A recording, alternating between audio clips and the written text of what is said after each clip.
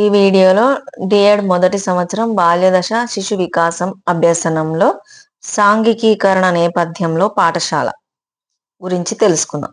సమాజంలో బాధ్యతాయుతమైన సభ్యునిగా రాణించడానికి అవసరమైన అలవాట్లు, నైపుణ్యాలు, విలువలు, ఇతరులతో సంబంధాలు నెలకొల్పుకోవడం మొదలగునవి ముఖ్యంగా వారు పొందే సాంఘికీకరణపై ఆధారపడి ఉంటుంది. పిల్లలు సాంఘికీకరణ చెందడం అనేది మొదట కుటుంబంతో ప్రారంభమవుతుంది. తదుపరి వారి సాంఘికీకరణకు తోడ్పడేది పాఠశాల. పాఠశాల ముఖ్య విధులలో ఒకటి పిల్లలు సాంఘికీకరణ చెందుటకు దోహదపడడం. పాఠశాలకు సంబంధించిన పాఠశాల సంస్కృతి, సమవయస్కుల ఉపాధ్యాయులతో సంబంధాలు మొదలగునవి పిల్లల సాంఘికీకరణపై ప్రభావాన్ని చూపిస్తాయి. సమవయస్కుల ప్రభావం. ఎవరి సాంఘికీకరణ అయినా సవ్యంగా జరగాలంటే వారి సమవయస్కులపై ఆధారపడి ఉంటుంది. అందులో ముఖ్యంగా పిల్లల సాంఘికీకరణ వారి సమవయస్కుల పైననే ఎక్కువగా ఆధారపడి ఉంటుంది. పిల్లల సాంఘికీకరణ ముఖ్యంగా వారు పాల్గొనే ఆటలు, సాంస్కృతిక, సాంఘిక, సాహిత్య, విహార యాత్రలు, తరగతిలో జరిగే చర్చలు, చేపట్టే కృత్యాలు, ప్రాజెక్టులు మొదలగు అంశాలపై ఆధారపడి ఉంటుంది.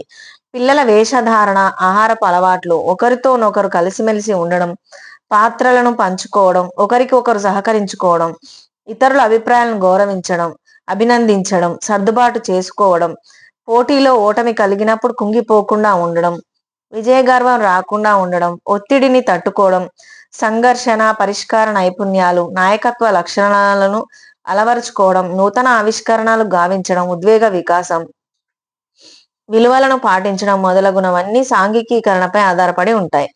నీ స్నేహితులు ఎవరో చెబితే నేను నీ గురించి చెబుతా అనేది ఒక సామెత. దీనిని బట్టి ఒకరిపై సమవయస్కుల ప్రభావం ఎంతగా ఉంటుందో మనం అర్థం చేసుకోవచ్చును. సమవయస్కుల సమూహం సరైనది కాకపోతే ఆ సమూహం ఇతరులను గెలిచేయడం, అవమానపరచడం, చులకనగా చూడడం, తిట్టడం, కొట్టడం, పొగ త్రాగడం, మత్తు పానీయాలు సేవించడం, చిన్న చిన్న దొంగతనాలు చేయడం, సినిమాలకు వెళ్ళడం, పాఠశాలకు సరిగ్గా హాజరు కాకపోవడం మొదలైన అలవాట్లు వచ్చే అవకాశం ఉంది. పిల్లలు ఒంటరిగా ఆడుకోవడం కంటే ఇతర పిల్లలతో కలిసి ఆడుకోవడానికి ఎక్కువగా ఇష్టపడతారు. ఇలా ఆడుకునేటప్పుడు ఒకరి బొమ్మలను మరొకరు గుంజుకోవడం, ఒకరినొకరు కొట్టుకోవడం, ఏడవడం చేసినప్పటికీ కొద్దిసేపటి తర్వాత అవన్నీ మరిచిపోయి మరలా ఒకరితోనొకరు కలిసి ఆడుకుంటారు. వీరు ఆటలను జట్టుగా ఏర్పడి ఆడినప్పుడు జట్టులోని సభ్యులు ఒకరితోనొకరు సహకరించుకునే అలవాటును పెంపొందించుకుంటారు.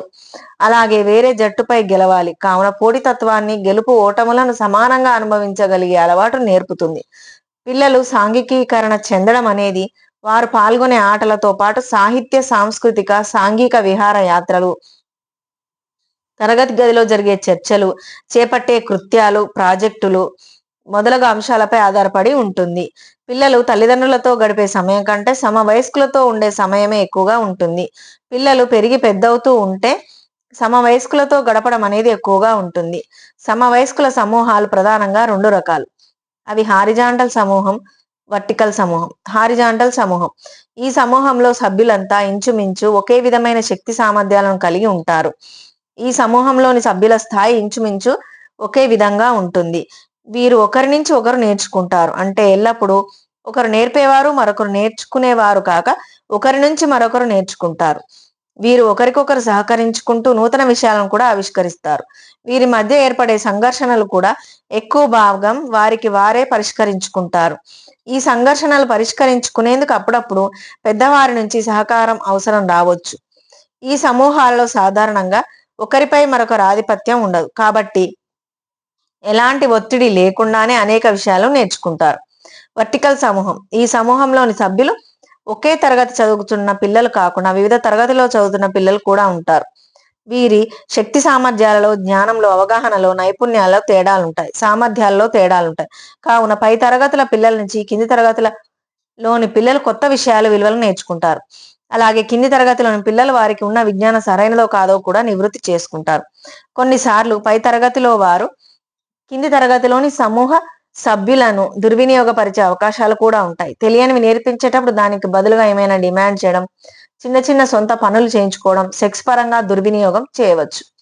మరొక వీడియోలో మళ్ళీ కలుసుకుందాం.